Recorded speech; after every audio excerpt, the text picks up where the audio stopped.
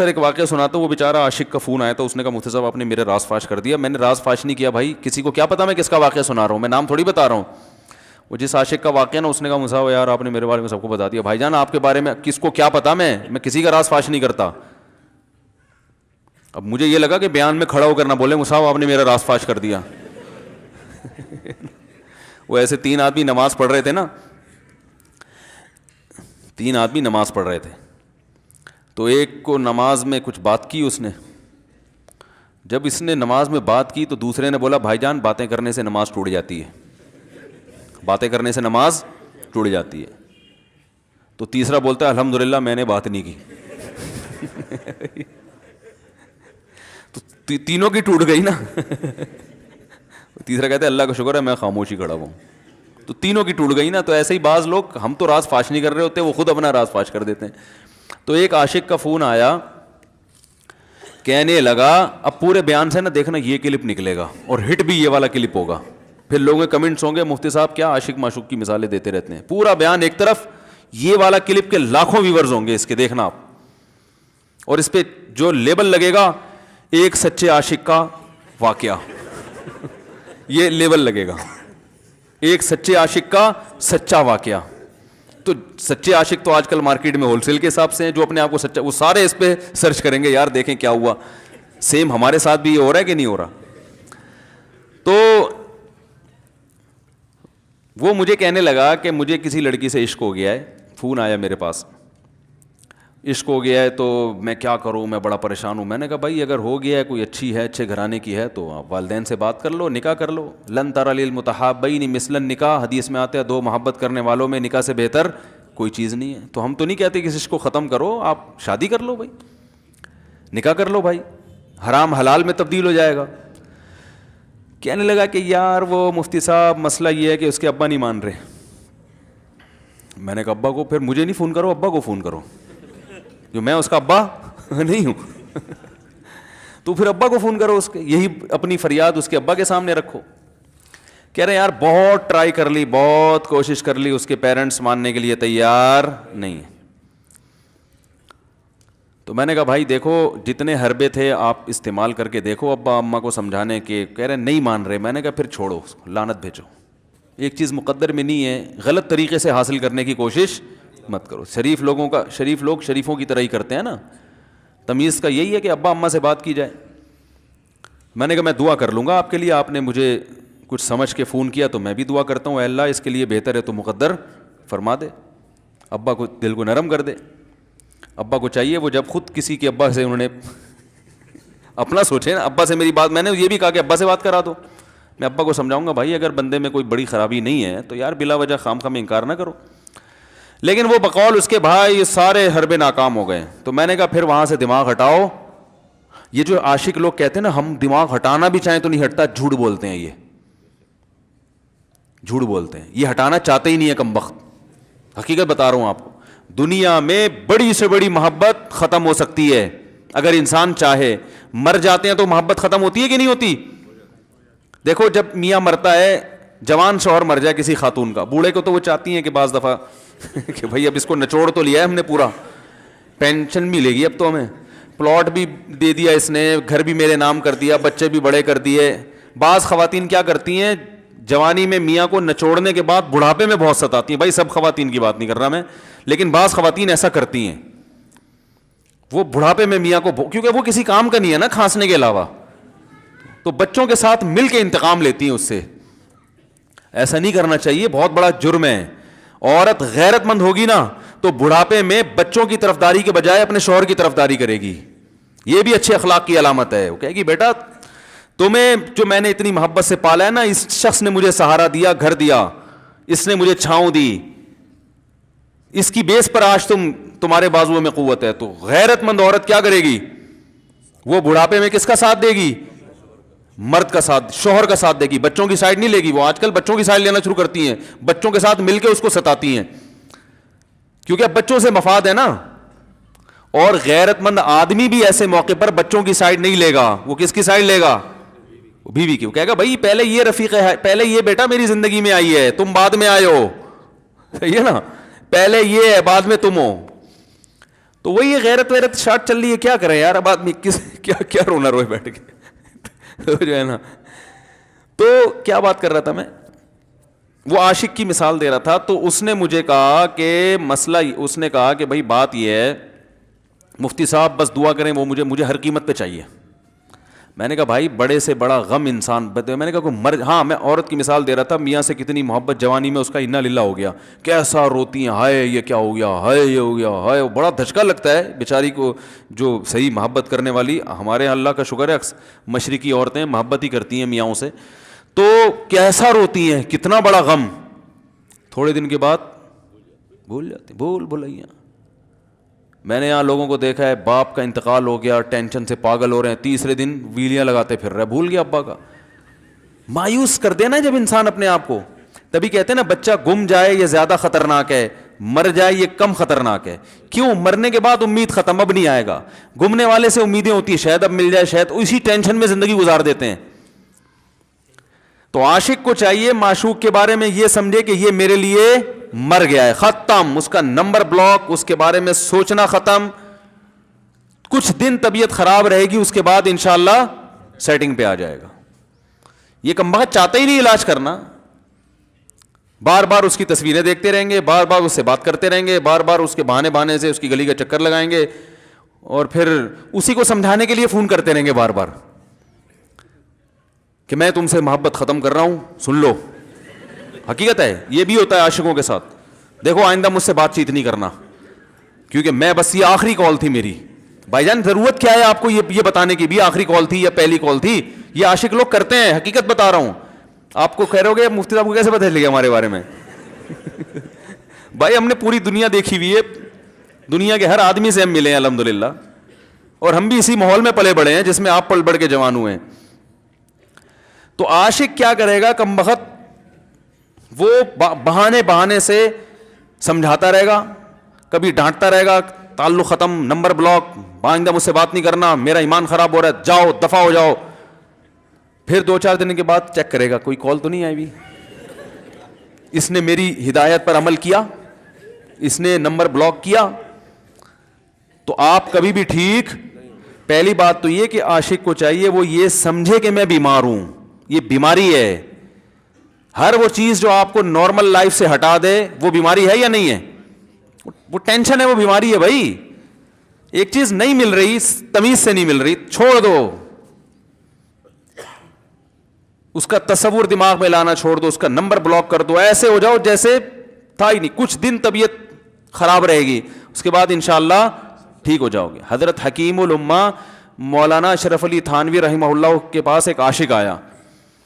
اس نے کہا ایک گھوسن کہتے ہیں نا, وہ جو گوالے ہوتے ہیں نا, ان کی عورتیں جو دودھ وودھ بیچتی ہیں, تو ایک دودھ والی عورت پہ یہ عاشق ہو گیا تھا, اور نکاح کو کوئی چانس مانس تھا نہیں.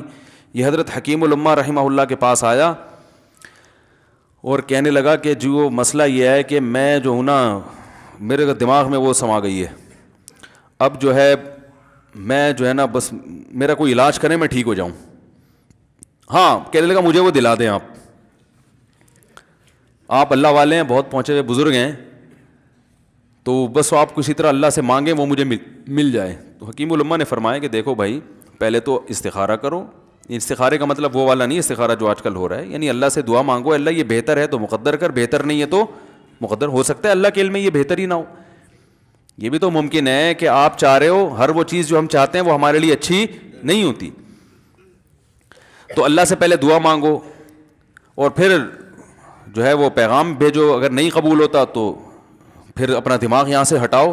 اور دماغ ہٹانے کا طریقہ یہ ہے کہ اس کا جان بوجھ کر تصور نہ کرو. یہ میں نے پورا واقعہ ایسے سنا رہا ہوں کہ کوئی عاشق واشق بیٹھا ہو تو وہ سن لے کہ اس طرح سے علاج ہوگا. کبھی اس کا دماغ میں تصور نہ لاؤ, ٹھیک ہے نا, جان کر نہ لاؤ. خود بھی آ رہا ہے تو وہ ایک الگ بات ہے نا, وہ تو غیر اختیاری چیز ہے. خود سے آ رہا ہے تو ایک الگ بات ہے. جان کر نہ سوچو اس کے بارے میں, اپنے آپ کو مصروف رکھو, اس کی طرف کبھی جاؤ نہیں, اس راستے سے نہ گزرو. تو یہ پرہیز ہے, یہ پرہیز کرو گے تو پھر میں دوا بتاؤں گا. یہ بھی دوا نہیں, میڈیسن نہیں دی ہے, یہ تو اس میڈیسن کے پرہیز ہیں. اس کے بعد میڈیسن بھی ملے گی, جو ذکر وہ بتائیں گے اللہ کا ذکر وہ بعد میں, پہلے یہ پرہیز. اس نے کہا یہ نہیں ہو سکتا مجھ سے. اس نے کہا مجھے تو دودھ چاہیے نہیں ہوتا پھر بھی وہاں جاتا ہوں میں دودھ خریدنے مجھے تو دودھ کی ضرورت نہیں ہوتی پھر بھی جاتا ہوں. اور کہا آپ بس مجھے کسی طرح سے وہ دلا ہی دیں. تو حکیم الامہ پہلے زمانے میں لوگوں میں بزرگوں کا احترام بھی تھا, انہوں نے ایک تھپڑ لگا دیا اس کے. اب دیکھو آپ کہو گے بد اخلاقی ہے تھپڑ لگانا, حالانکہ یہ عین اس موقع پر کیا تھے, اخلاق تھے. انہوں نے ایک زور سے تماچا لگایا, کہا کہ جب علاج کرانے آیا ہے تو طبیب کی بات مانتا ہے نہیں. اب ڈاکٹر اگر کسی مریض کو کہے یہ کرو وہ کرو, کہہ رہے میں یہ نہیں کروں گا, تو ڈاکٹر کہ دفعہ ہو یہاں سے, میرا ٹائم کیوں ضائع کر رہے. ایک تھپڑ لگایا اس کے زوردار نا, بولا جب آئے ہو ہم سے علاج کرانے کے لیے اور ہماری مانتے نہیں ہو تو ٹائم کیوں ضائع کرو ہمارے. زور سے تماچا لگایا. لوگوں میں صلاحیت تھی پہلے زمانے میں. اگلے دن آیا کہہ رہا ہے آپ کے اس تماچے کے ساتھ ہی میرا عشق ختم. تماچا لگا ہے اور عشق ختم. حکیم الامہ کو حکیم الامہ اس لیے تو کہتے تھے کہ وہ جانتے تھے کس کا کیسے علاج ہوگا. اس کا علاج تمیز سے نہیں ہو سکتا.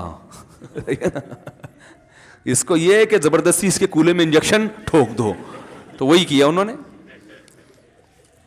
تو لگایا زور سے تھپڑ اس کا. تو ایک اور واقعہ ایسا بڑا دلچسپ ذہن میں آیا تھا, اس کا بھی علاج ہو گیا تھا فوراً. یہ تو تھپڑ لگایا تھا نا, بڑا دلچسپ واقعہ ذہن میں آیا تھا, نکل ہی گیا ذہن سے. تو انہوں نے لگایا اس کو زور سے تھپڑ اور اس کا ہو گیا علاج. ہاں ایک دہریہ آیا, ایک شخص آیا, دہریہ نہیں تھا مسلمان تھا, یونیورسٹی میں پروفیسر تھا. وہ کہنے لگا مجھے اسلام کے بارے میں نہ بڑے وسوسے آتے ہیں, پتہ نہیں اسلام ٹھیک ہے یا نہیں ہے, کیا ہے یہ. ہر آدمی کا علاج دلائل سے نہیں ہوتا, یاد رکھو. جو حکمت والے لوگ ہوتے ہیں وہ سمجھتے ہیں کہ اس کا فالٹ ہے کیا, اس کے اندر ٹیکنیکل خرابی ہے کہ اس خرابی کو دور کرتے ہیں. اس کو ہر طرح سے دلائل سے سمجھا دیا. پھر بھی آیا کہنے لگا حضرت مجھے بڑے اشکالات. حضرت حکیم اللہ نے فرمایا دفع ہو جائے یہاں سے, تیرے جیسے آدمی کو اسلام کی بالکل بھی ضرورت نہیں ہے, تو کافر ہو جا. تو یہ سمجھ رہا ہے کہ تو اسلام پر احسان کر رہا ہے. یہ جملہ انہوں نے کہا ہے اور کہہ رہے میرے سارے وسوسے ختم. اس کو فالٹ اس کے اندر یہ تھا, وہ یہ سمجھ رہا تھا گویا اللہ کو کچھ مل رہا ہے میرے جیسے پروفیسر کو اسلام میں داخل کر کے, اور اسلام کو میری ضرورت ہے اور مجھے سمجھ میں نہیں آ رہا. جب اس کو بتائیں گے اسلام کو تیری ضرورت نہیں ہے اور نہ ہمارے پاس اتنا ٹائم ہے کہ ہم ساری صلاحیتیں تیرے اوپر ہی خرچ کرتے رہیں بیٹھ کے, تو ہو جا بھائی, جہاں اتنے سارے لوگ کافر ہیں ایک اور ہو جائے گا. تو کیا سمجھتا ہے, تو چاہتا ہے اتنا پروٹوکول دیں کہ سب کو چھوڑ کے ہم تیرے پیچھے لگے رہیں. تو اس کو اپنی اوقات سمجھ میں آ گئی, اس کو اوقات سمجھ میں آ گئی, بھائی یہ میری ضرورت ہے, اسلام کی ضرورت میں نہیں ہوں. لیکن یہ آپ نہ کرنا شروع کر دیں کہ تھپڑ لگا رہے ہیں اور یہ کر رہے ہیں. ہر آدمی پہ ہر چیز سوٹ نہیں کرتی. تو اسی وجہ سے دیکھو اسلام نے بچوں پہ سختی کرنے کی بھی اجازت دی ہے, بلکہ بعض مواقع پہ حکم دیا ہے. لوگ کہتے نہیں بچوں سے سختی بالکل نہ کرو, بچوں سے سختی بالکل نہ کرو. بھائی بعض چیزیں بچے محبت سے سمجھیں گے, بعض چیزوں کی اہمیت محبت سے نہیں, وہ سختی سے سمجھ میں آئیں گی.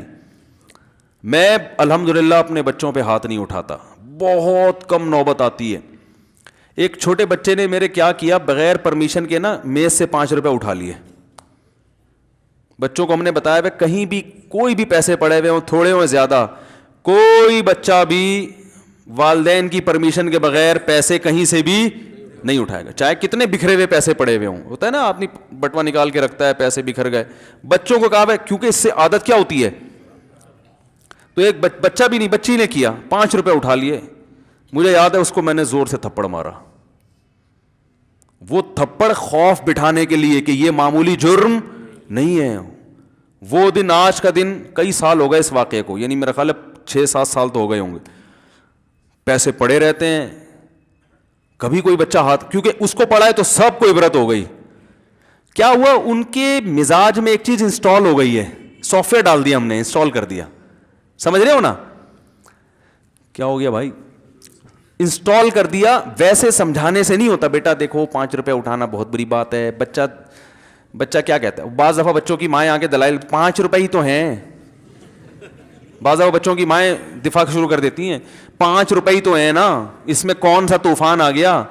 آپ کا پیسہ بچوں کا پیسہ ہی تو ہے بھائی. اس نے 5 اٹھا لیے تو اس کو تھپڑ پڑ رہا ہے, تو میں نے تو اگر 500 کا اٹھا لیا مجھے تو پتہ نہیں کیا کر دو گے. تو وہ بعض دفعہ عورتیں بھی الٹے سیدھے دلائل شروع کر دیتی ہیں. جب چانٹا پڑ گیا تو بچے کی ماں کو بھی اندازہ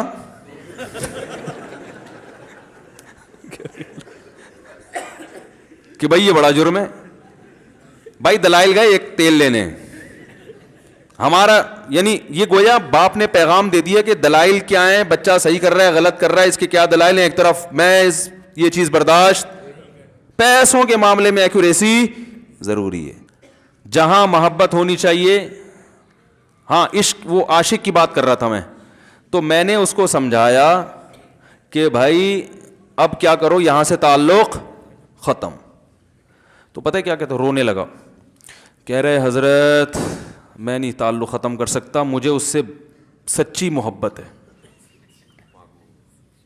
پاک محبت ہے, سچی محبت ہے, سچا عشق ہے. یہ فلموں سے سیکھا ہے لوگوں نے سچا عشق اور جھوٹا عشق. مجھے آ گیا غصہ بھائی اب تک تو جو بات کر رہا تھا نا وہ ٹھیک کر رہا تھا, عشق ہو گیا, انسان ہے, ہر ایک سے ہو سکتا ہے. ویسے تو بے احتیاطی جو لوگ کرتے ہیں انہی کو زیادہ تر ہوتا ہے, چلو بے احتیاطی ہو گئی, لیکن چلو ایک جائز طریقہ اختیار کیا نا, کوئی حرام کاری کی طرف نہیں گیا. نکاح, تبھی میں کہتا ہوں بھائی جان کسی کو عشق ہوا کرے, اگر نکاح کی بات کرے تو اس کو ملامت نہ کرو.